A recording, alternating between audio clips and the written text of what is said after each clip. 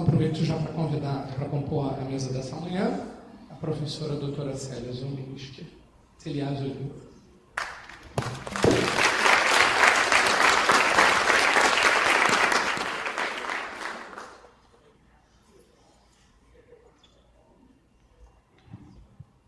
E também gostaria de convidar a professora doutora Cristiana Soares de Freitas.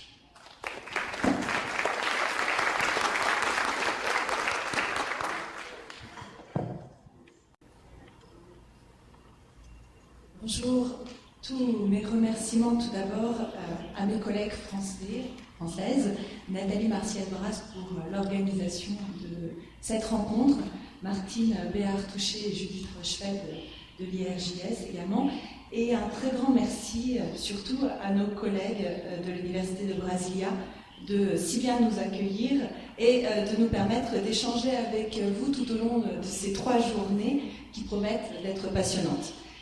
Car cela nous permet avant tout de découvrir votre si beau pays qui nous fait rêver au-delà de l'Atlantique, d'y faire de belles rencontres et nous sommes impatients de croiser avec vous nos regards pour enrichir nos analyses sur une problématique qui impose de mener une recherche qui va bien au-delà de nos frontières. Cela a été rappelé en introduction, une recherche qui incite à développer notre coopération internationale pour penser l'effectivité du droit à l'épreuve de ces géants de l'Internet et notamment pour penser l'encadrement de l'usage des données personnelles que l'on va discuter ensemble ce matin.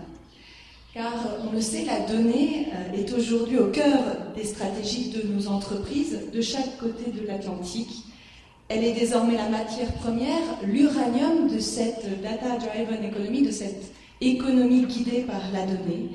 Car de nombreuses entreprises ont élaboré des modèles fondés sur l'analyse, la revente, la valorisation des données personnelles notamment, pour développer leurs services au travers de modèles, un modèle que certains qualifient de biphase, qui se construit sur une logique de troc données personnelles contre services gratuits, ou encore des modèles serviciels pour lesquels les données personnelles constituent le véritable carburant, car grâce à leur exploitation, les services que l'on nous offre aujourd'hui sont plus efficaces, plus pertinents et bénéficient ainsi à l'utilisateur comme à l'entreprise et peut-être même à la société. C'est dans ce contexte que le big data est désormais sur toutes les lèvres. On annonce aujourd'hui une véritable révolution, celle des données, une révolution informationnelle comparable à notre première révolution industrielle. Indiscutablement pour le moins aujourd'hui, on peut considérer que les big data consacrent véritablement notre entrée dans la société de l'information. Big data. Big data, qu'est-ce que ce terme qui peut paraître obscur? Ce terme désigne la capacité à traiter en temps quasi réel d'immenses gisements de données, des grandes masses de données qui sont structurées, semi-structurées, voire non structurées, des données disparates pour extraire de leur recoupement de nouvelles informations, de nouvelles valeurs qui demeuraient jusqu'alors inconnues. Plus précisément, désormais, on a habitude de dire que le big data se définit par la règle des 5 V. Le premier V renvoie au V de volume, car le big data repose sur un important volume de données auquel on ajoute le V de la variété, puisque le big data permet d'appréhender des données qui sont hétérogènes, des données de tout format, des données structurées, non structurées, des bases de données, des données issues de nos navigations sur Internet, de nos échanges sur les réseaux sociaux. Des données également issues des politiques d'open data, des objets connectés qui sont, on le sait, de plus en plus nombreux. On assiste donc désormais à un mouvement général que certains qualifient de mise en données du monde ou encore de datafication de notre monde. Le troisième V du big data renvoie à la vélocité du traitement, dans la mesure où la vitesse du traitement des données peut désormais aller, grâce à ces nouvelles techniques, jusqu'au temps quasi immédiat, au temps réel, il est désormais possible de capturer des grandes masses de données mouvantes et de les corréler de façon quasi instantanée, de façon dynamique. Et ces capacités de traitement, de croisement des données sont désormais accrues et à la disposition de toutes les entreprises, même les petites et moyennes entreprises, grâce au développement des services de cloud computing et à la puissance de ces nouveaux traitements.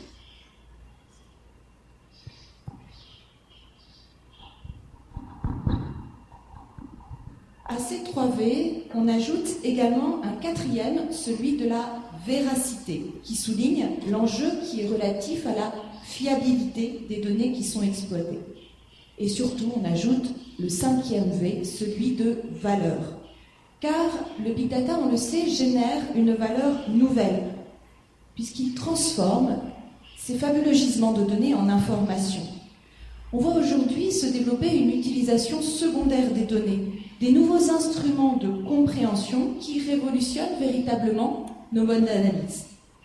Le big data s'inscrit en effet désormais dans une méthode qui vient à rebours de notre méthode classique statistique qui repose sur une logique déductive dont les conclusions étaient fondées sur des échantillonnages qui supposaient que les données soient de qualité. Désormais, on se fonde avec le big data sur une logique inductive qui permet de collecter le plus grand nombre de données pour exploiter leur corrélation et faire émerger des informations qui n'étaient pas jusqu'alors perceptibles à l'œil nu. C'est pour ça qu'on compare le big data à l'invention du microscope. Ces données sont brassées, corrélées, et de nouvelles informations apparaissent à des fins d'analyse souvent prédictives. La donnée va même jusqu'à, nous dit-on, parler d'elle-même, et on pourrait ainsi révéler ce que l'on ne cherche peut-être même pas.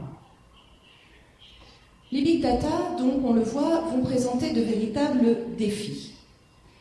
Les big data offrent des perspectives sans précédent, des perspectives pour les opérateurs économiques, mais également pour les autorités publiques et au-delà, pour notre société.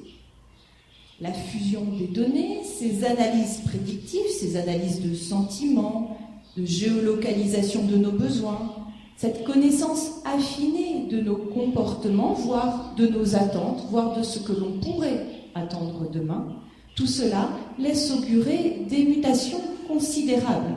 Des mutations considérables du marketing, qui devient un marketing intelligent, nous dit-on.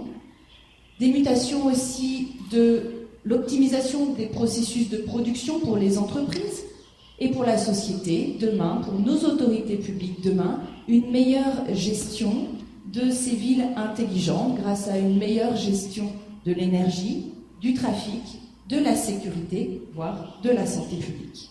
Sans évoquer, bien sûr, les perspectives immenses qu'offre le big data en termes de recherche fondamentale. D'immenses potentialités donc, mais des risques déterminants également. Le big data génère en effet des risques majeurs et beaucoup aujourd'hui dénoncent les conséquences négatives que le big data pourrait par exemple générer pour le marché. En effet, les big data permettent à certains d'acquérir un véritable pouvoir informationnel à ceux qui détiennent ces gisements de données, à ceux qui nous interrogent durant ces 3 jours, puisqu'il s'agit ici des grands infomédiaires de ces géants de l'Internet.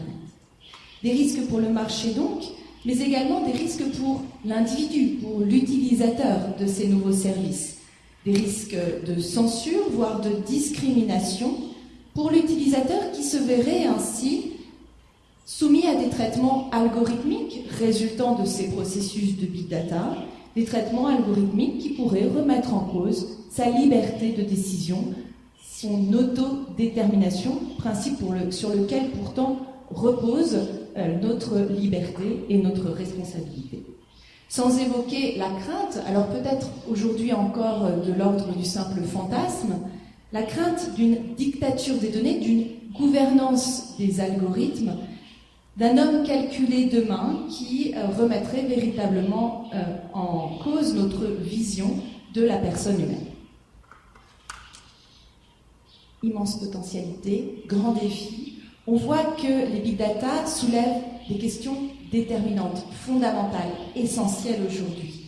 Comment notre société peut-elle donc utilement tirer profit du potentiel du big data tout en gérant le risque informationnel qui est consubstantiel à ces nouveaux usages?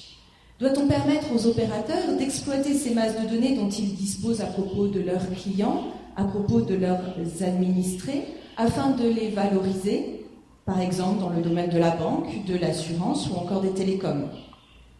Ces traitements sont devenus pour ces opérateurs des facteurs de différenciation compétitive déterminants aujourd'hui.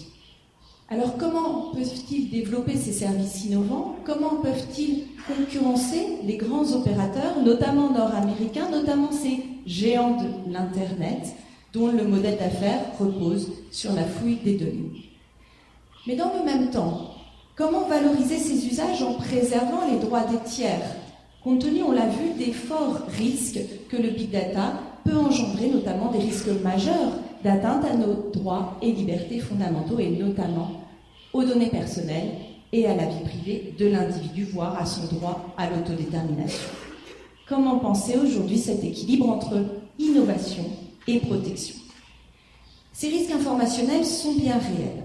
Il faut donc aujourd'hui, et c'est le grand défi du big data, que l'on affine aujourd'hui nos analyses pour trouver la juste mesure entre les dangers et les potentialités de ces traitements.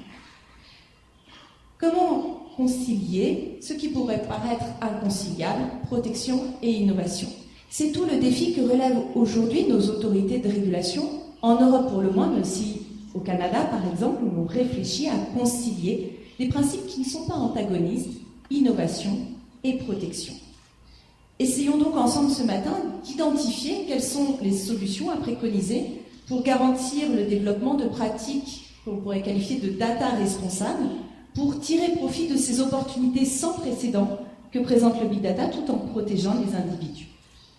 Pour identifier ces solutions, je vous propose dans un premier temps de revenir sur les difficultés que pose le big data dans le contexte des données personnelles. Et dans un second temps, nous penserons ensemble les moyens de mieux gérer ce risque informationnel qui est consubstantiel au big data. Big data et données personnelles. Quelle difficulté? La difficulté ici est relative tout d'abord à la définition des données personnelles au sens juridique du terme. Une question qui est pourtant fondamentale car elle conditionne l'application de notre réglementation protectrice des données à caractère personnel et donc protectrice de l'individu. Le big data révèle tout particulièrement cette difficulté, une difficulté qui va croissante et que l'on a rencontrée tout au long du processus de négociation du règlement européen sur la protection des données personnelles qui vient enfin, après de nombreuses années, d'être adopté en décembre et dont on attend la publication prochainement pour une entrée en vigueur, nous dit-on, en 2018 et qui va conduire à uniformiser les législations européennes en matière de protection des données personnelles. Des difficultés qui sont accrues par le big data parce que le big data présente des caractères très particuliers qui chahutent en quelque sorte la qualification de données personnelles telle que l'on la comprend traditionnellement. Le big data est en effet dynamique, mouvant, évolutif et prédictif. Désormais, donc, on s'interroge. Est-ce que les données appréhendées par le big data sont des données personnelles au sens de la réglementation et donc va-t-on appliquer cette réglementation à ces traitements? La première difficulté vient de la variété du big data. Variété qui conduit à considérer que pour le big data, tout type de données a de la valeur, même des simples bribes d'informations. La logique statistique traditionnelle retenait des données de qualité. Désormais, ce qui compte, c'est la masse de données, tout type de données, tout type de traces.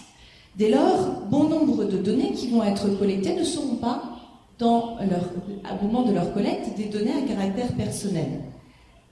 D'autant d'ailleurs que l'objet du traitement big data n'est pas nécessairement d'identifier ou de rendre identifiable une personne. Peut-être d'identifier ou de rendre identifiable, de cerner un comportement. Par exemple, ici on songe aux traitements statistiques qui n'ont pas nécessairement pour objet d'identifier une personne. Deuxième difficulté, c'est le caractère collectif du big data. En effet, les données ainsi collectées, croisées, ne vont pas nécessairement émaner d'un seul individu. Elles peuvent émaner par exemple de la multitude des utilisateurs, par exemple d'une application de transport comme Waze, je ne sais pas si vous connaissez cette application au Brésil, qui permet d'avoir des informations sur les données de transport. Compte tenu de ces difficultés, certains adoptent une approche extensive du big data qui conduit à considérer que tout type de traitement de big data pourrait à terme, grâce au processus de recoupement qu'il permet, conduire à rendre une personne identifiée ou identifiante, particulièrement à l'heure des politiques d'open data où on voit s'ouvrir des masses, des gisements considérables de données, et en 3 points, paraît-il, on pourrait ainsi très facilement réidentifier une personne alors même que ces données seraient anonymisées. Dès lors, si on retient une approche extensive, on pourrait considérer qu'avec le big data, toutes les données peuvent être des données à caractère personnel. D'autres, au contraire, s'inscrivent en opposition par rapport à cette approche extensive et considèrent au contraire qu'avec le big data, il faudrait exclure en soi la qualification de données à caractère personnel. Ce sont les grands opérateurs, ces géants de l'Internet, qui préconisent ces analyses, et une doctrine nord-américaine qui entend ne pas brider le potentiel d'innovation sans précédent qu'offre aujourd'hui le big data en soumettant ces traitements à des protections qui seraient trop contraignantes et donc qui remettraient en cause ce fabuleux potentiel d'innovation. Entre ces deux conceptions, on pourrait peut-être inciter à la reconnaissance d'une voie médiane. On pourrait ainsi mener une analyse au cas par cas. Il faudrait, par exemple, vérifier que la donnée initialement collectée a été ou non, peut être ou non une donnée à caractère personnel. Ou si le résultat du traitement big data a pour objet ou pour effet de permettre d'identifier ou de rendre identifiable une personne. Alors on le perçoit bien, cette démarche pragmatique au cas par cas doit être certes encouragée, mais elle est source d'incertitude. Or, on le sait, l'innovation suppose les investissements et les investissements ne supportent pas l'incertitude. Dès lors, pour assurer une protection efficace de l'individu, tout en assurant la promotion du potentiel d'innovation du big data, on pourrait aujourd'hui penser à changer d'approche, déplacer notre angle d'analyse pour se concentrer non pas seulement sur la donnée, mais aussi sur l'usage qui en est fait. En effet, c'est bien l'usage opéré par le traitement big data qui doit aujourd'hui surtout faire l'objet de toutes les attentions. Cela permettrait de dépasser l'approche qui est historiquement statique de la donnée dans nos législations pour consacrer une approche dynamique et collective qui correspondrait à l'usage big data. C'est le sens des propositions qu'avait fait le Conseil d'État français en matière d'encadrement des big data dans un rapport dont je vous recommande la lecture qui s'appelle Numérique et droits fondamentaux, rapport qui a été remis en septembre 2014 et que vous trouverez sur le site du Conseil d'État. Ce rapport distingue 3 catégories d'usages auxquelles renvoie le terme générique de big data. Une première catégorie d'usage vise ceux qui ne portent pas sur les données personnelles, comme l'optimisation de la maintenance des véhicules par l'utilisation des données qui sont transmises par les capteurs. Une deuxième catégorie d'usages serait composée de tous les usages portant sur les données personnelles, mais dont la finalité est statistique. Par exemple, l'utilisation de bases de données de l'assurance maladie pour détecter les effets indésirables de certains médicaments. À ces 2 premières catégories d'usages, on peut en rajouter une troisième qui regrouperait tous ces usages non statistiques et qui porteraient, eux, sur des données personnelles, par exemple, la publicité comportementale. Au-delà, il faut également identifier les usages résultant des traitements algorithmiques qui devront faire l'objet d'une attention particulière compte tenu de leur impact potentiellement déterminant sur les libertés et droits fondamentaux.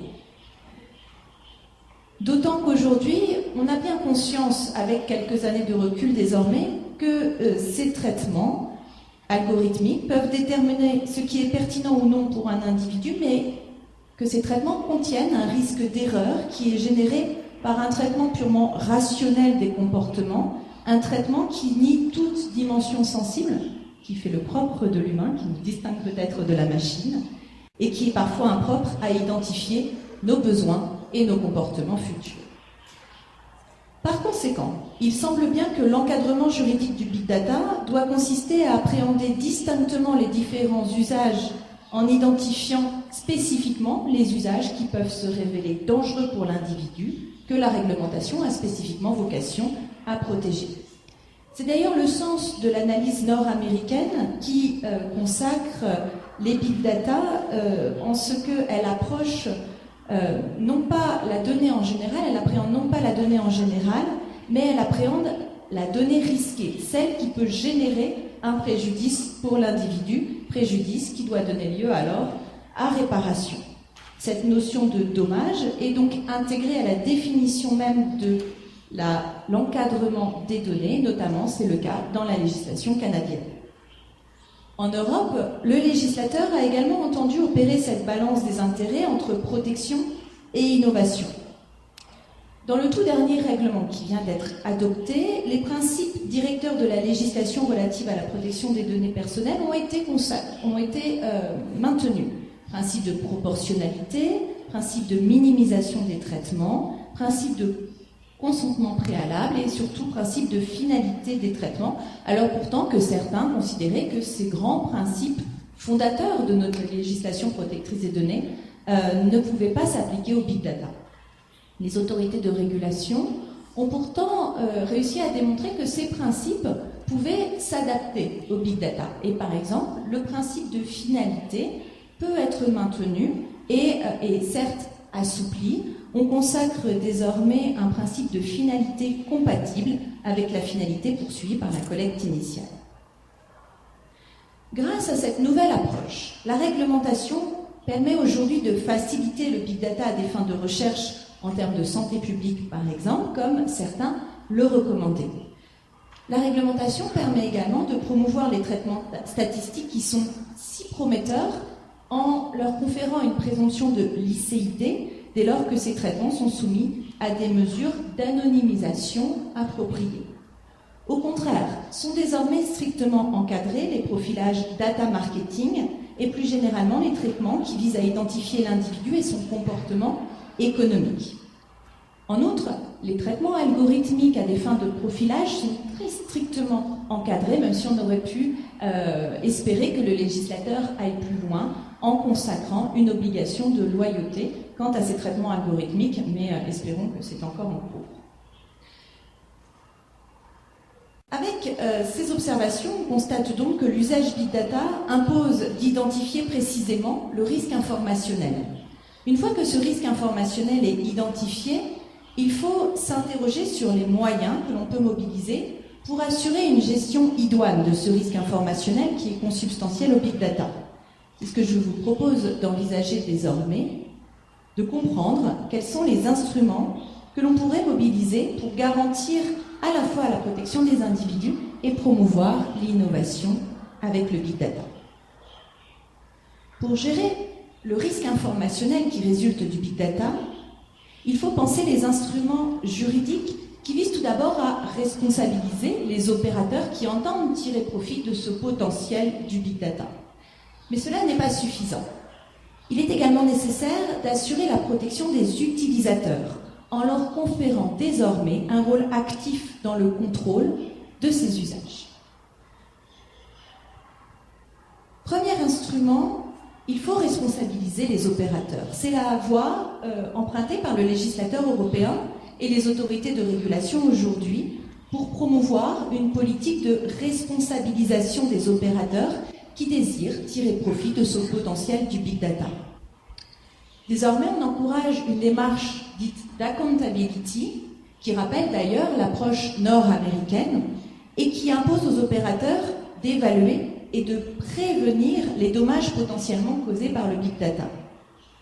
Une telle responsabilisation des opérateurs paraît tout à fait justifiée dans la mesure où c'est ces opérateurs qui maîtrisent la connaissance de ces usages et qui tirent bénéfice de ces usages du big data. Alors, plusieurs instruments peuvent être mobilisés au soutien d'une telle démarche de responsabilisation. Tout d'abord, on peut penser de mettre à la charge de ces opérateurs une obligation de transparence, de loyauté et surtout de vigilance. Des obligations qui irriguent ce qu'on appelle aujourd'hui l'analyse du risque qui s'impose désormais aux opérateurs qui s'appuient sur ces traitements de données personnelles. Le législateur européen considère en effet que cette analyse de risque est la méthode qui permet d'assurer tout à la fois l'innovation et la protection des individus. Alors tout d'abord, les opérateurs, dans ce cadre, sont soumis à une obligation de vigilance. Dans ce cadre, ils sont tenus de réaliser en amont, mais aussi tout au long du cycle du traitement, une analyse de risque concernant les atteintes potentielles de ces traitements Big Data aux données personnelles. Concernant les traitements les plus risqués, le règlement européen prévoit désormais que les opérateurs doivent réaliser ce que l'on appelle des études d'impact ou encore des Privacy Impact Assessment, que l'on appelle désormais sous l'acronyme PIA. Dans ce cadre, il va s'agir pour les opérateurs d'évaluer le contexte pour évaluer le niveau de risque de menace du traitement Big Data sur les données personnelles. On va ainsi prendre en compte l'ampleur du risque et sa gravité, mais également sa vraisemblance, c'est-à-dire la possibilité qu'il se réalise. À partir de ce contexte, il s'agira ensuite pour les opérateurs d'envisager les mesures nécessaires et suffisantes pour gérer ce risque et respecter les obligations légales relatives au traitement des données.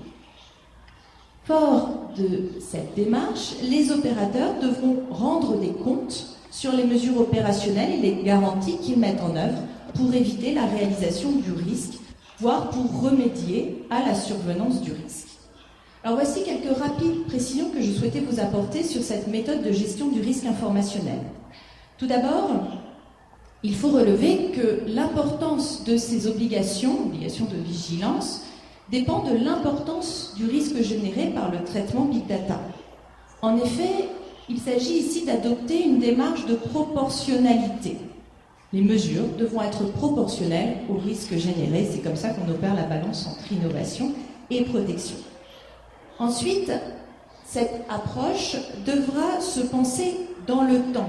Elle devra se prolonger, cette analyse de risque, tout au long du projet Big Data pour adapter tout au long de ce projet les mesures adoptées pour gérer le risque, peut-être pour modifier des mesures d'anonymisation parce que les traitements algorithmiques ont progressé, parce qu'il y a des masses de données plus importantes encore disponibles qui conduisent à augmenter le risque de réidentification de l'utilisateur grâce au traitement Big Data.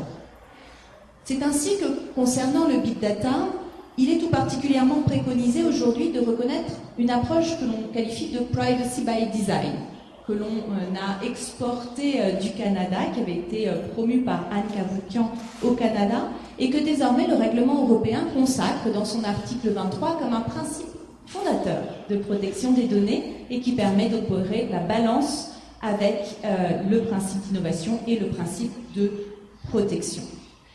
La Privacy by Design consacre ce qu'on pourrait appeler un principe de prévention. Un principe de prévention d'ailleurs que l'on connaît déjà en droit sanitaire et en droit environnemental pour opérer un bilan coût-avantage et pour appréhender les risques générés et les mesures qu'ils impliquent. On pourrait ainsi appliquer par analogie cette méthode aux données personnelles.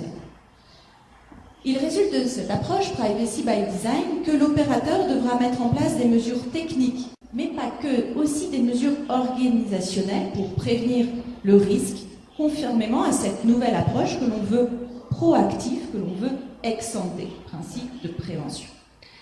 Cette obligation de vigilance et de rendre des comptes se prolonge également par une obligation de transparence qui s'impose aux opérateurs. Cette obligation de transparence se traduit par un devoir de documentation qui incombe désormais aux opérateurs dans le prolongement de la notion d'audit. Cette obligation vise non seulement à informer les tiers des mesures qui sont mises en œuvre et peut-être de servir d'argument marketing pour des utilisateurs, pour un service qui serait data responsable, Mais cette obligation de documentation permet surtout aux autorités de régulation d'exercer un contrôle de conformité, un contrôle ex post du respect de la compliance des opérateurs par rapport aux droits des données personnelles. On pourrait même penser que des rapports pourraient être exigés de la part de sociétés, de ces géants de l'Internet qui exploitent ces gisements de données, qui pourraient être soumis à une obligation de diffusion de ces mesures, à l'image de celles que l'on impose désormais aux sociétés cotées dans le domaine de la RSE. Enfin, au-delà de l'obligation de vigilance et de transparence, les opérateurs sont également soumis à une obligation de loyauté lors du traitement. Cette obligation de loyauté est fort connue en matière de données à caractère personnel, mais elle devrait être renforcée concernant les outils du big data, notamment concernant les traitements algorithmiques, comme le recommandait d'ailleurs le rapport du Conseil d'État que je vous citais précédemment. On devrait même imposer une obligation de non-discrimination concernant les traitements algorithmiques. Pour bien mesurer la portée de ces différentes obligations de vigilance, transparence et loyauté, désormais on pense les instruments juridiques qui permettraient de mieux cerner la portée de ces obligations. Aujourd'hui, les autorités de régulation en Europe sont en train de réfléchir à des instruments de régulation sectoriels qui prendraient la forme d'instruments de soft law.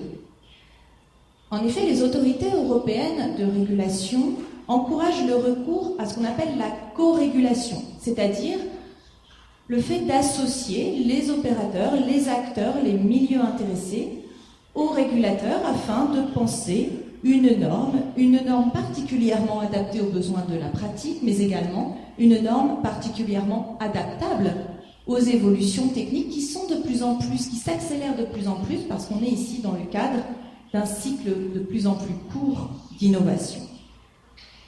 Cette norme pourrait, par exemple, prendre la forme de code de bonne conduite, de bonne pratique. C'est ce que recommande d'ailleurs le règlement européen sur la protection des données. Cette norme pourrait également prendre la forme de ce qu'on appelle des pactes de conformité. Ce sont les instruments qui sont aujourd'hui pensés par la CNIL française avec les opérateurs de différents secteurs, notamment le secteur de l'assurance, mais également par exemple le secteur de l'énergie, puisqu'en ce moment, on est en train de construire le pacte de conformité pour encadrer les usages big data de ces fameux compteurs intelligents, ces smart grids, qui vont mesurer nos consommations énergétiques. Voici les premiers instruments. Au-delà de ces instruments, je voulais également mentionner avec vous les chartes éthiques. Les chartes éthiques qui, aujourd'hui, sont pensées pour encadrer les projets big data. On pense notamment à ces chartes éthiques pour encadrer des projets qui se développent aujourd'hui en Europe et aux États-Unis, peut-être ici aussi, de Learning Analytics, qui vise à traiter toutes ces données issues de l'apprenant, de l'élève, pour améliorer les méthodes pédagogiques.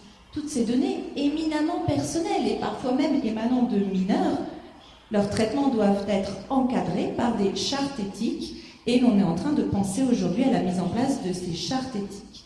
On est en train de constituer des comités éthiques, non seulement pour s'assurer du respect de la réglementation sur les données personnelles, mais aussi, j'allais dire au-delà, pour penser des garde-fous, des lignes rouges, pour ici préserver les droits et libertés fondamentales de nos apprenants. Cette réflexion éthique, me semble-t-il, est aujourd'hui essentielle pour protéger les droits et libertés fondamentaux, mais également pour faciliter la création, l'échange et la diffusion des données. Cette démarche éthique, elle doit être approfondie aujourd'hui, c'est ce que nous sommes en train de faire en France et en Europe. Elle doit être généralisée, à l'image peut-être de ce qui existe déjà en matière biomédicale. Voici donc la première voie pour garantir le respect de la protection et de l'innovation dans le cadre des processus Big Data. Responsabiliser les opérateurs. Mais comme on le disait tout à l'heure, cela n'est pas suffisant. Il faut responsabiliser les opérateurs, mais il faut également protéger les utilisateurs. En effet, le Big Data produit une forte asymétrie informationnelle entre les opérateurs et les individus. Par conséquent, il paraît nécessaire aujourd'hui de consacrer des nouveaux droits au bénéfice des utilisateurs pour leur permettre de préserver leurs intérêts. Au-delà, on encourage aujourd'hui également ce que l'on appelle des processus d'empowerment pour mettre en avant l'utilisateur dans le contrôle et la valorisation de ces données. Alors rapidement, parce que le temps passe très vite, je me propose d'envisager avec vous tout d'abord la consécration de ces nouveaux droits et ensuite la promotion de ces outils d'empowerment. Des nouveaux droits doivent en effet être reconnus aujourd'hui aux personnes concernées par les traitements Big Data. Il est en effet essentiel, semble-t-il, d'éclairer le consentement des individus et donc d'aiguiller leur comportement pour leur permettre d'exercer toute action visant à assurer la protection de leurs données personnelles et plus généralement de leurs droits et libertés fondamentaux. Dans le prolongement des droits qui sont actuellement consacrés par la législation en vigueur, il s'agirait ainsi de consacrer la reconnaissance d'un droit d'accès au profil ou encore d'un droit de rectification et de mise à jour des données pour éviter ou corriger toute erreur dans le traitement algorithmique de nos données. Au-delà, la personne concernée doit encore bénéficier d'un droit d'information concernant les modalités des décisions qui lui sont applicables dès lors qu'elles résultent d'un traitement Big Data. Le Big Data suppose très certainement de consacrer fermement en faveur de l'utilisateur aujourd'hui un droit de se rendre compte. Au-delà de ces droits consacrés en faveur de l'utilisateur, certains préconisent aujourd'hui également de promouvoir des outils dits d'empowerment, c'est-à-dire de proposer au consommateur, à l'utilisateur, de devenir l'acteur de la gestion de ces données. Ces solutions entendent assurer une souveraineté de l'individu lui-même sur ces données en prenant ce qu'on appelle des modèles user-centrics. Les données personnelles de l'individu seraient alors centralisées dans un espace privé, un espace qui serait mis à la disposition de l'individu par un tiers prestataire, un tiers par exemple de cloud personnel. Certaines sociétés, par exemple en France, proposent d'ores et déjà ces systèmes, c'est le cas de la société notamment Cozy Cloud. Ces solutions d'empowerment permettraient ainsi à l'individu de contrôler et non plus de déléguer à ces géants de l'Internet ces données. Il permettrait de détenir ces données, il permettrait enfin d'exploiter ces données. L'individu serait alors véritablement devenu un acteur de ces données. Il serait mis en capacité d'en contrôler l'usage. Il pourrait ainsi prendre part à la valorisation de ces données, et c'est ce que proposent notamment les mécanismes dits de VRM, les Vendor Relationship Management. D'ailleurs, on connaît aujourd'hui un mouvement connexe en matière de Big Data concernant l'Open Data, un mouvement que l'on appelle de Self-Data. Il existe en effet des initiatives aux États-Unis dites de Blue Button pour les données médicales ou de Green Button concernant les données énergétiques. Également des projets en Grande-Bretagne dits My Data, et on a également des projets en France, Mes Infos, qui visent à permettre à l'utilisateur de reprendre possession de ces données et de les valoriser. Dans ces initiatives, les individus sont amenés à prendre conscience de ce qu'ils sont la source de données valorisables, ce qui pourrait peut-être les inciter à plébisciter une meilleure protection de ces données. Reste à savoir si tous ces mécanismes d'empowerment garantiront à terme une plus grande protection des données personnelles. On peut le penser, mais à la condition de répondre au préalable à un certain nombre de questions. Tout d'abord, des questions de sécurité, puisque si l'on centralise ainsi les données en un seul lieu, chez l'utilisateur, et que cela fait l'objet d'une attaque ciblée, alors cela pourrait être bien plus préjudiciable à l'utilisateur que si ces données font l'objet d'une attaque alors qu'elles sont conservées en silo, par exemple chez Google ou chez Facebook. Autre question, des questions de responsabilité.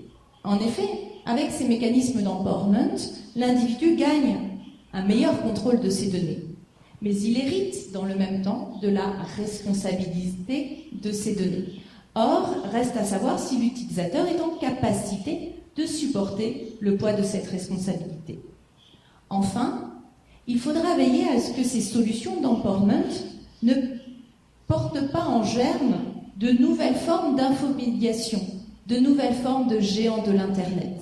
Est-ce que ces nouveaux acteurs de cloud personnel ne seront pas demain les futurs géants de l'Internet? Ces questions méritent d'être creusées, ce que nous faisons dans le cadre notamment du laboratoire Dante, associé à des recherches en informatique et en économique, dans le cadre d'un projet sur la valorisation des données à caractère personnel, et nous serons ravis de vous communiquer les résultats de ce projet qui s'achève en juin. Alors en conclusion, on voit que le défi posé par les big data appelle une réflexion collective, une réflexion transfrontière, afin d'identifier les solutions pour promouvoir des pratiques d'innovation tout en protégeant les libertés et droits fondamentaux.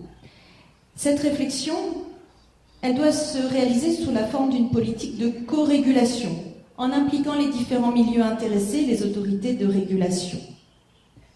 Mais cette réflexion, elle doit aussi être menée au sein, non pas que des milieux intéressés, mais aussi de la société civile, des utilisateurs, des académiques, compte tenu des enjeux sociétaux majeurs que représente pour les générations futures le développement du big data. Je vous remercie pour votre attention.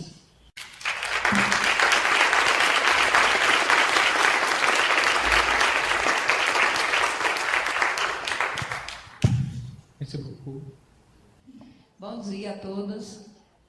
Obrigada por estarem aqui, por comparecerem nesse evento que foi organizado com muito carinho e dedicação, especialmente pelo Alexandre Veronese, ao longo desses meses todos, Nathalie também. Bem-vinda à equipe francesa, espero que a gente tenha trocas muito interessantes aqui ao longo desses dias e que a gente possa consolidar uma parceria de grandes resultados para a compreensão desse mundo atual bastante incerto e que nos leva a pensar e a tentar responder muitas questões. Então, a minha fala aqui, ela vai ser mais levantando questões, perguntas e desafios que são colocados para a gente nesse contexto atual, especialmente com o uso do Big Data, e a partir daí a gente poder ter um debate rico a respeito dessas questões.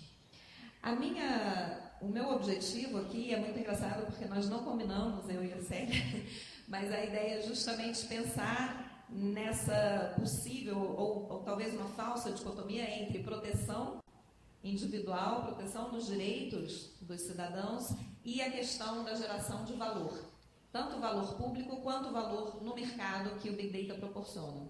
Então, a ideia é pensar isso. Quais são as implicações do uso do Big Data no Brasil hoje? Eu fiz uma apresentação focada nos nossos resultados também mais empíricos, do que a gente tem hoje relacionado a essa enorme quantidade de dados disponível, o que isso significa para a gente e como é que o nosso ordenamento jurídico ele tem se comportado em relação a isso, quais são as soluções ou tentativas de soluções que a gente tem encontrado para resolver essas questões. Então, eu não vou me deter aqui, porque a Célia, inclusive, já falou muito bem do conceito de Big Data, a ideia de você ter uma enorme quantidade de dados, não só uma enorme quantidade de dados, mas também uma enorme quantidade de bases de dados, tratando de um mesmo dado. Isso gera uma série de complicações, inclusive na hora da gente pensar aqueles 5 Vs em relação ao valor do dado, será que ele realmente pode ser considerado um valor confiável ou não? E isso está muito ligado à questão da variedade, da velocidade, do valor dos dados. Então, a ideia, eu acho muito interessante a gente perceber hoje que você tem uma espécie de uma nova forma de produção do conhecimento em andamento. Você não está mais muito preocupado, ou as possibilidades hoje geradas pelo Big Data nos permitem trabalhar com o concreto, com o fenômeno e, de alguma forma, gerar previsibilidade a respeito desses fenômenos.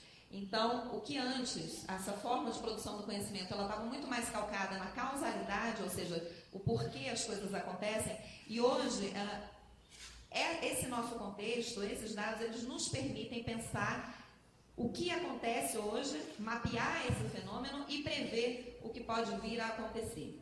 Um exemplo clássico que vocês devem conhecer, em 2009, a disseminação do vírus H1N1 nos Estados Unidos, e os organismos governamentais tentando entender como funcionava, tentando mapear onde estavam os pacientes, como é que a gente poderia deter aquela epidemia, e alguns cientistas da empresa Google fizeram um estudo com vários algarismos, e aí uma metodologia bastante complicada, mas a partir dos termos de busca das pessoas usando o Google para procurar febre, mal-estar e etc., eles conseguiram fazer um mapeamento da doença, do vírus no país, e depois disso, inclusive, uma projeção de como é que esse vírus se disseminaria ao longo do tempo. Então, você tem a possibilidade de projeções a partir do momento em que você usa essa quantidade de dados. Eu gostaria de fazer uma pequena observação a respeito do conceito de Big Data hoje, que eu acho que é uma coisa muito, por alguns grupos e por alguns autores, muito enfatizado como uma coisa positiva. Então, a gente viu isso muito também na década de 90, quando a internet começou. Pierre Levy, com a ideia da inteligência coletiva. Então, nós teríamos uma revolução no mundo de uma forma positiva a partir do momento em que a gente passa a ter a internet e todas as possibilidades advindas com o uso da internet. Então, a gente vai poder democratizar o acesso ao conhecimento, a gente vai poder democratizar o acesso à informação, todos vão passar a poder produzir conhecimento.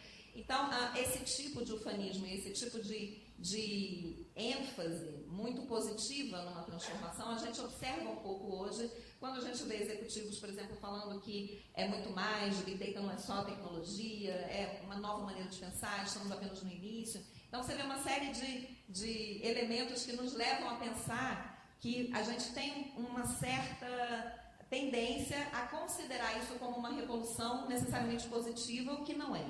E aí a gente tem alguns autores mais críticos que vão pensar nessa ideia do Big Data, não necessariamente como uma revolução cultural e cognitiva, mas muito mais como um fenômeno cultural que muitas vezes é construído socialmente como uma verdade, como aquele instrumento que vai, de fato, possibilitar essas transformações, quando, na verdade, são instrumentos e a maneira como as pessoas vão incorporar esses instrumentos às práticas, tanto políticas quanto econômicas, é o que vai dar o tom, é o que vai, de alguma forma, garantir os rumos daquele uso.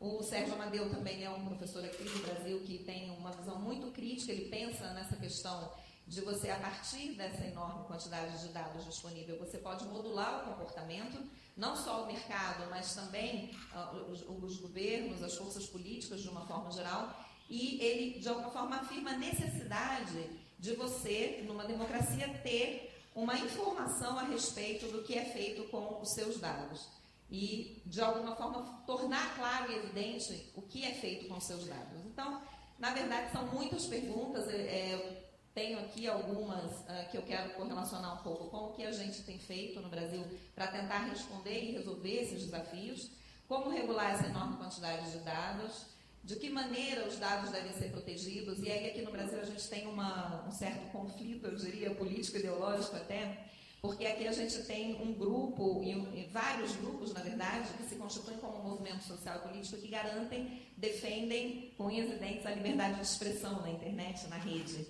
E isso vai um pouco em oposição, ou vai de encontro à ideia da proteção dos dados, da proteção dos dados pessoais. E isso, de alguma forma, se reflete nas nossas normas e nas nossas leis.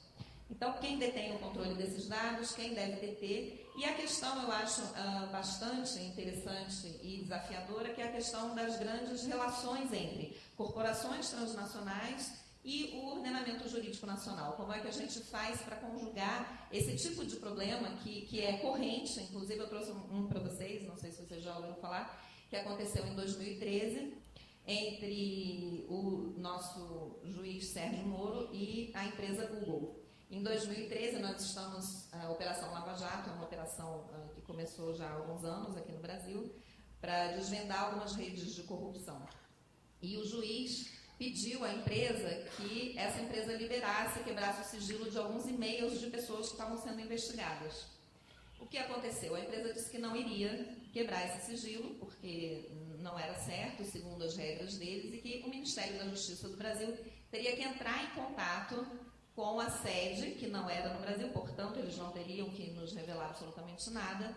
E isso ficou assim por alguns meses, até que surgiu o Marco Civil da Internet, que é a nossa lei que trata de como, das práticas de uso da internet, de como a internet deve ser aqui tratada, e o Marco Civil determinou que as empresas sediadas, mesmo aquelas que são sediadas no exterior, elas devem seguir as nossas leis. Então, a partir desse momento, né, e aqui tem um detalhamento de algumas partes da lei onde você coloca isso de uma forma muito clara. Então, em qualquer operação de coleta, armazenamento, guarda e tratamento de registros, e aí que pelo menos um desses atos ocorra em território nacional, você tem que obrigatoriamente respeitar a legislação brasileira. Então, a partir do Marco Civil, a gente passou a ter alguns parâmetros para regular essa questão das regras transnacionais em função dessas corporações que realizam essas práticas, desenvolvem essas práticas no nosso país e como é que a gente vai se posicionar em relação a isso. Então, essa seria uma questão. A outra é a dos dados pessoais e aí a gente tem uma série de leis, a começar pela Constituição Federal, no artigo 5º, que garante a inviolabilidade da intimidade, da vida privada, da honra e da imagem. Não vou entrar em detalhes a respeito de cada um desses artigos, de cada uma dessas leis, Código Civil, Código de Defesa do Consumidor. Isso está detalhado, a gente vai estar escrevendo um artigo, né? Resultado desse evento, um livro, inclusive, e a partir daí, então, a gente vai ter um detalhamento maior do que a gente tem hoje, qual é esse estado da arte. Então, a Lei de Acesso à Informação, de 2011, a mesma coisa também.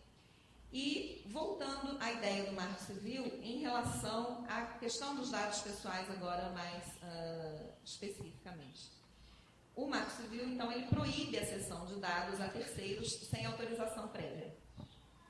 A gente tem, né, uma observação, a gente vai ver um pouquinho mais à frente, mas a gente já tem algumas tentativas de ferir o Marco Civil, de transformar o Marco Civil 2 anos depois dele ter entrado em vigor. Mas isso a gente vai ver mais para frente. Então, um caso que o Marco Civil ajudou a regular no Brasil foi o caso do Tribunal Superior Eleitoral e Serasa, quando em 2013 o tribunal resolveu, por um acordo de cooperação técnica, repassar os dados de 141 milhões de brasileiros a essa empresa privada.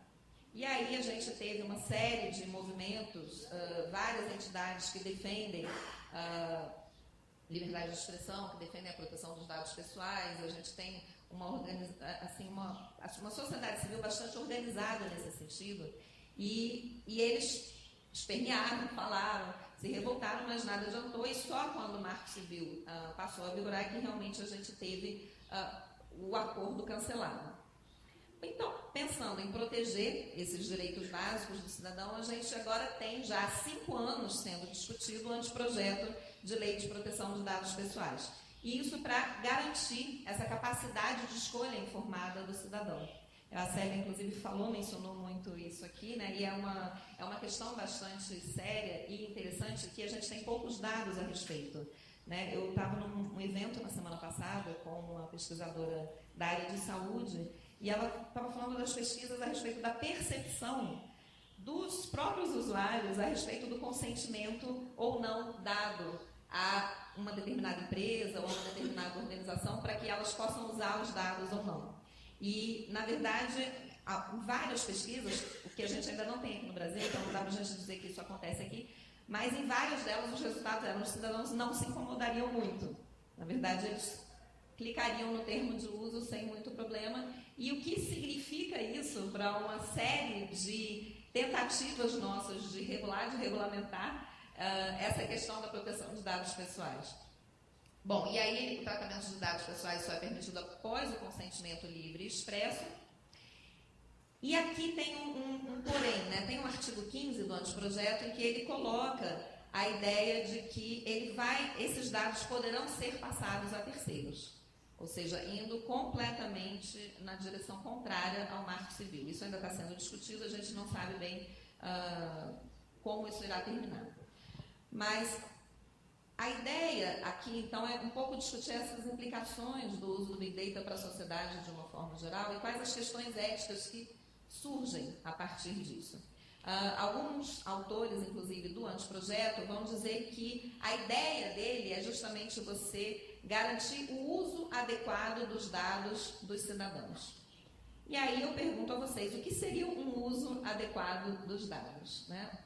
Eu dou aula de inovação no setor público e na semana passada uma aluna minha a gente estava pensando nos conceitos básicos de inovação e tal, e aí ela falou assim, olha, inovação depende dos olhos de quem vê. Interessante, alguma coisa ela está aprendendo.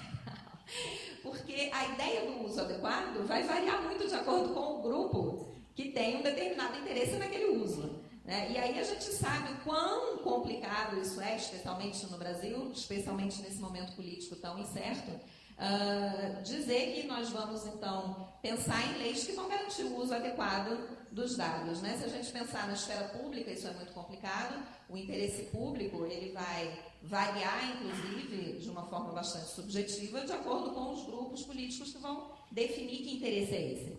Né? Então, essa é uma questão bastante controversa e essa cessão de dados a terceiros, inclusive, é uma questão muito sensível. No mercado, né, as grandes corporações, os gigantes da internet, também vão dizer que você usa aqueles dados por interesse do consumidor, porque afinal é muito interessante se a gente está querendo ir a Paris e a gente fez uma busca uma vez na vida, em 2012, sobre uma passagem a Paris, a gente vai receber aquelas várias promoções para ir a Paris até 2022. Né? Mas então, pode-se supor, ou poderia-se argumentar, que isso é para o interesse, em prol do interesse do consumidor. Né? O Zuckerberg, inclusive, ele deu uma entrevista na semana passada e ele disse que privacidade é uma norma social que não existe mais. Que as pessoas elas estão muito confortáveis em compartilhar os seus dados. Não concordo com o Zuckerberg, mas é interessante reparar que você tem grupos políticos, ideológicos, econômicos muito díspares definindo esse uso adequado. Né? E a gente, não sei se vocês já ouviram falar de um software que chama Spottle, americano, que ele faz uma busca dos dados dos indivíduos, de uma forma geral, inclusive dos dados que estão públicos, porque nós colocamos muitos dados nossos, privados, na esfera pública da rede, e esse software ele faz essa análise de Big Data e oferece a quem fizer a assinatura do serviço os vários perfis, as várias características dos indivíduos que você resolver mapear. Isso tanto organizações governamentais, quanto empresas, quanto indivíduos. Você pode assinar por menos de $5 por mês esse software e você vai ter acesso a uma série de dados que seriam considerados dados pessoais. Então, é bastante complicado esse cenário de como garantir e preservar esses dados pessoais. Né? A gente tem até uma série de nuances conceituais em relação a dados pessoais, anônimos, dados sensíveis, e aí é uma questão bastante complicada. E, além das organizações, a gente tem os indivíduos coletando dados sobre os próprios indivíduos. E aí tem um professor de Harvard, da Law School de lá, o Zittrain, não sei se vocês já ouviram falar, que ele diz que o certo ou o recomendável seria a gente pensar numa regulação bottom-up, ou seja, soluções que as comunidades tivessem e incorporassem para que esses dados fossem protegidos. É um pouco do que a Célia falou do empoderamento. E então esse robots.txt é um artefato que você pode colocar no seu computador e ele funciona como um filtro para que os robôs de sites de busca eles não tenham acesso a dados que você coloque na rede. Então, se eu coloco uma imagem, alguém me marcou, eu não quero que essa imagem apareça, se alguém me procurar no Google, eu usando esse artefato eu consigo filtrar e não permitir que eles tenham acesso aos meus dados. Eu acho essa ideia bastante interessante, mas se a gente for pensar em realidades como a do Brasil e de tantos outros países, e mesmo em alguns países, determinadas camadas sociais de alguns países, é um pouco, talvez... como direito? Talvez ingênuo, talvez, achar que as pessoas terão esse poder, ou que todas as pessoas terão esse poder de ter esse controle sobre os seus dados e que todas as pessoas vão poder, por exemplo, instalar um robots.txt e gerenciar os seus dados, até vão ter tempo para isso, muitas pessoas até têm o capital tecnológico para isso, mas não querem ou não têm nenhum tempo para isso. Então, são questões bastante complicadas. E aí, a ideia de você equalizar interesses distintos, eu volto um pouco até o que a Célia falou também, né? que é a questão de você. No Big Data você tem, ao mesmo tempo em que você tem que garantir a proteção dos dados pessoais, ou é interessante que a gente garanta a proteção dos dados pessoais, a gente tem também grandes possibilidades de geração de valor com o Big Data, né? Você tem o uso, por exemplo, dessa quantidade de dados para aprimorar políticas públicas, para aprimorar a gestão pública, são fantásticas as possibilidades, são muito interessantes. Então, como é que a gente pode, por um lado, regular a questão da proteção individual e, por outro, ainda garantir que essa inovação e que essa geração de valor ela continue acontecendo? Esse é um dos desafios, eu acho, mais significativos que a gente tem pela frente. E uma outra coisa que aqui no Brasil é bastante marcante é que, ao mesmo tempo que você tem pessoas e grupos que visam e que têm a intenção de proteger os dados pessoais, inclusive de proteger a imagem e a honra associada a esses dados pessoais, a gente tem grandes grupos políticos, inclusive, que têm muito poder no país e que protegem a liberdade de expressão na rede, que são, inclusive, os grupos que foram os autores ou coautores do Marco Civil da Internet. Então, um exemplo dessa polarização, talvez, que a gente observa no país, é o relatório final que saiu agora no dia 31 de março da CPI dos crimes cibernéticos. Não sei se vocês ouviram falar. E os autores desse relatório, eles defendem a necessidade da gente proteger a imagem e a honra dos indivíduos. E isso significa você restringir a postagem de conteúdo na rede, né? Então, eu não vou falar dos 8 projetos que são propostos, mas só o mais polêmico, que é o projeto de lei que obriga os provedores de acesso à internet a retirar do ar conteúdos ofensivos à honra em até 48 horas, se a pessoa ofendida for reclamar. Bom, isso, a princípio, seria interessante, porque você vai proteger, afinal, a imagem de uma pessoa que está sendo... A gente tem, inclusive, em função do nosso momento político, a gente tem páginas que suscitam e que dizem que querem a morte de determinadas pessoas, né? E você tem mais outras coisas acontecendo. E será que isso estaria correto? Então, é uma questão bem sensível que a gente tem que parar para pensar como fazer para, de alguma forma, equalizar esses interesses tão diversos. E aí, na semana passada, uma comissão composta por 48 entidades, na verdade, entrou em contato com esses autores do relatório, pediram a retirada desse projeto de lei, justamente porque ele fere os princípios do Marco Civil e atenta contra a liberdade de expressão na rede, podendo, inclusive, gerar censura. Mas o que é essa censura? Quer dizer, então a gente vai ser contra qualquer censura de uma forma aberta ou não, né? São algumas questões que eu queria colocar para debate para vocês. E acho que a questão toda é essa questão central de como é que a gente garante a inovação, garante a geração de valor público, de valor no mercado, ao mesmo tempo que a gente garante a proteção aos direitos e aos dados pessoais. Então, alguns autores vão defender um maior controle do Estado, a criação de um órgão competente, fiscalizador, o que eu não sei se eu concordo. Se a gente teria um maior controle da sociedade civil por meio do empoderamento dos cidadãos e como é que a gente poderia fazer isso. E acho que falta também aos formuladores, aos autores de todo esse conjunto desse ordenamento jurídico, pensar um pouco qual é a percepção dos cidadãos a respeito desse consentimento e uso dos seus dados. Como é que os cidadãos se colocariam nessa realidade se a eles fosse perguntado? Eu estou numa rede de pesquisa com a Fiocruz, por exemplo, e essa rede ela vai usar os dados de 100 milhões de brasileiros que estão cadastrados no Cadastro Único, que é um cadastro do Ministério do Desenvolvimento Social, para que os cidadãos possam ter acesso aos programas sociais. A princípio, passou no Comitê de Ética e foi aprovado, mas a princípio, esses cidadãos não consentiram que os dados fossem usados. Se eles fossem perguntados, será que eles não concordariam? Se a gente dissesse a eles, olha, esses dados vão ser usados para uma série de pesquisas que vão, no fim, ou pelo menos essa é a intenção, desde o início, colaborar para um bem-estar maior dos cidadãos, né? Existem várias pesquisas hoje que mostram que o programa Bolsa Família, por exemplo, ele reduziu a mortalidade infantil no Brasil e uma série de outros resultados.